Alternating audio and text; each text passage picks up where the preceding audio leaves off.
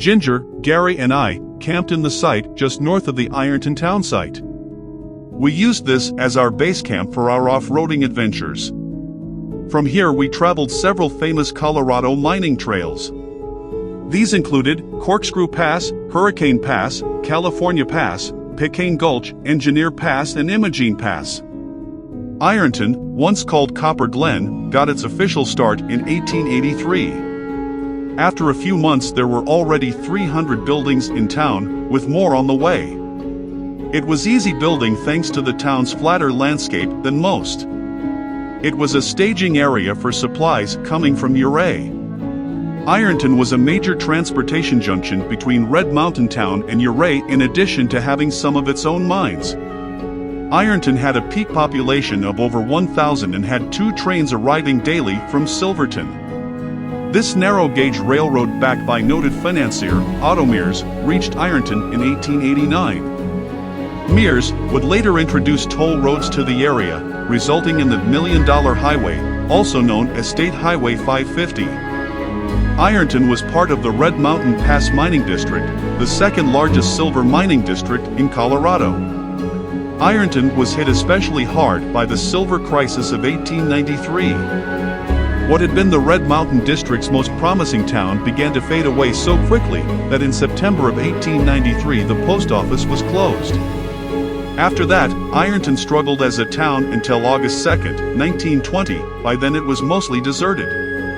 The final resident of the town, Milton Larson, died in the mid-1960s.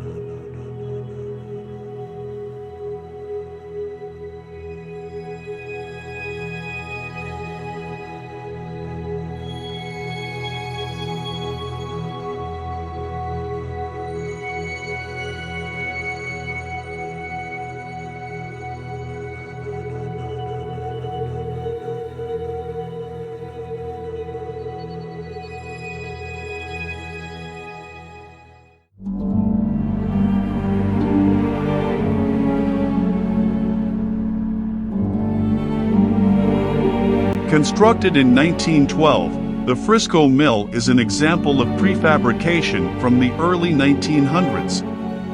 The mill's structural components were pre-cut and numbered and coded in Silverton, Colorado. You can still see the coded numbers and letters clearly painted on the lumber.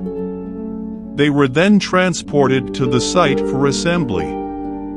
Frisco Mill's distinctive method of construction represents an innovative adaptation of the standard mill design.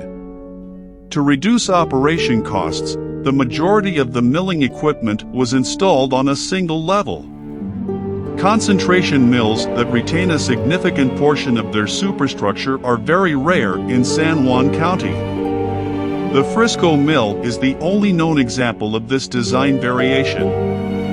The Frisco Mill was a 150-ton reduction mill that relied on the latest of equipment. The Frisco Mill included many buildings to aid the mill. The mill included a compressor building, a large tool shed, blacksmith shed, a mine supervisor's home, a large boarding house, and several outbuildings. The huge building was transported by the Silverton Northern Railroad and then loaded into wagons and hauled to the site for assembly. Production records from 1913 and 1914 show 7,166 tons of ore was processed from at the mill.